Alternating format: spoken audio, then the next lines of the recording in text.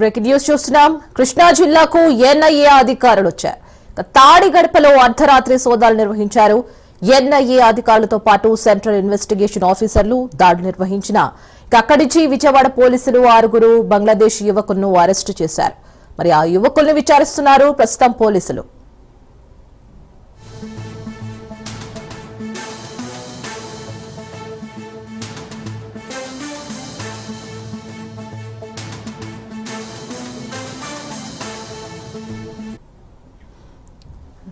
మరో breaking news చూస్తున్నాం. కృష్ణా జిల్లాకు ఎన్ఐఏ అధికారులు తాడిగడపలో అర్ధరాత్రి సోదాలు చేశారు. ఎన్ఐఏ అధికారులతో పాటు సెంట్రల్ ఇన్వెస్టిగేషన్ ఆఫీసర్లు కూడా ఉన్నారు.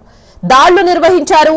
దాడుల తర్వాత విజయవాడ పోలీసులు 6 బంగ్లాదేశ్ యువకులను అరెస్టు చేశారు.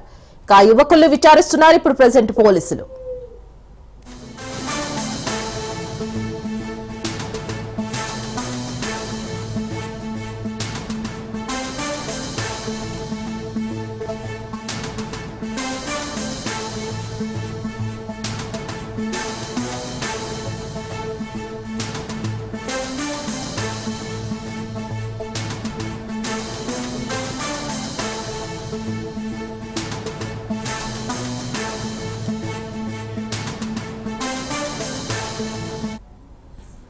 కృష్ణా జిల్లా తాడిగడపకు ఎన్ఐఏ అధికారులు చేరుకున్నారు. అర్ధరాత్రి సోదాలు నిర్వహించారు.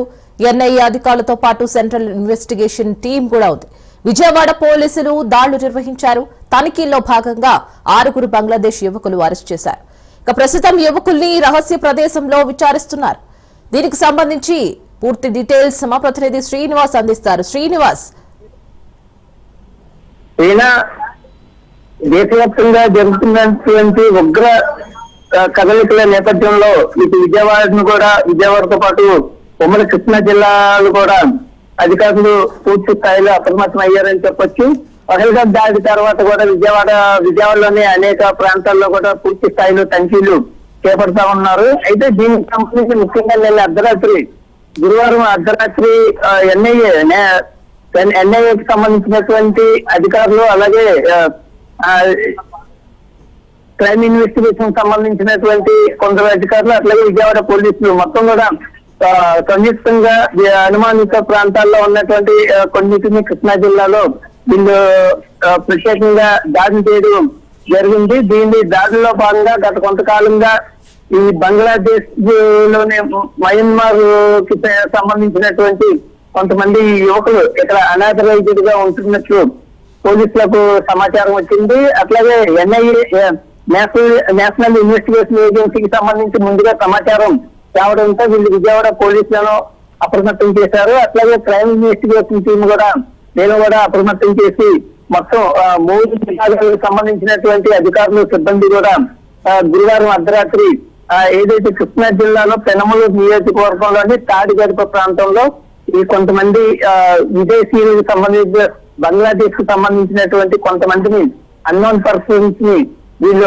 ఐడెంటిఫికేషన్ చేయడం జరిగింది. ఐడెంటిఫికేషన్ లో భాగంగా వీళ్ళు గత కొంతకాలంగా కూడా ఇక్కడ ఉన్నటువంటి డైరీ ఫామ్ లో వీళ్ళు పనిచేస్తున్నట్లు అధికారులు గుర్తించారు. ఈ నేపథ్యంలోనే వాళ్ళందరినీ కూడా అనుమానితులుగా భావిస్తున్నటువంటి వాళ్ళందరినీ కూడా పోలీసు అలాగే ఎన్ఐఏ అధికారులు కూడా అదుపులోకి తీసుకోవడం జరిగింది. వాళ్ళు ఎంతకాలం నుంచి వచ్చారు, ఎలా వచ్చారు, ఎక్కడికి ఎవరి ద్వారా వచ్చారు అనే కోణంలో కూడా పోలీసులు ప్రస్తుతానికి అధికారులు అట్లాగే విజయవాడ పోలీసులు కూడా ప్రత్యేక సీక్రెట్ కేసులో వెళ్ళి విచారిస్తున్నట్లు తెలుస్తా ఉంది. అయితే రీసెంట్ గా ఈ బంగ్లాదేశ్ లో నెలకొన్నటువంటి అట్లాగే ఈ విజయనగరం జిల్లాలో ఇప్పుడు కలకలం రేపుతున్నటువంటి ఈ ఉగ్ర దాడుల పేలుళ్లకు సంబంధించినటువంటి ఇష్యూతో వీళ్ళకి ఏమైనా సంబంధాలు ఉన్నాయా, లేకుంటే వీళ్ళు ఎప్పటి నుంచి నిజంగానే వీళ్ళు పనిచేసుకోవడం కోసం ఇక్కడికి వచ్చారా, లేదనుకుంటే వీళ్ళు వెనకాల వీళ్ళు ఎంతమంది ఏంటంటే పోలీసులు కూడా మొత్తం దాదాపు అంటే ఫస్ట్ 6 అదుపులో తీసుకున్నట్లు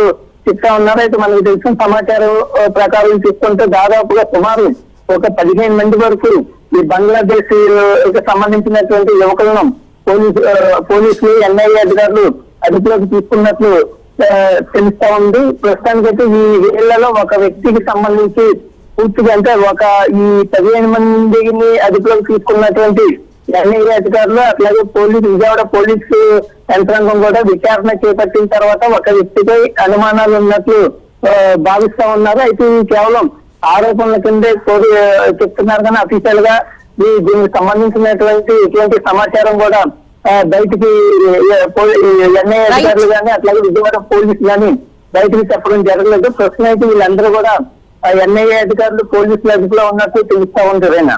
right Srinivas, thank you for the update.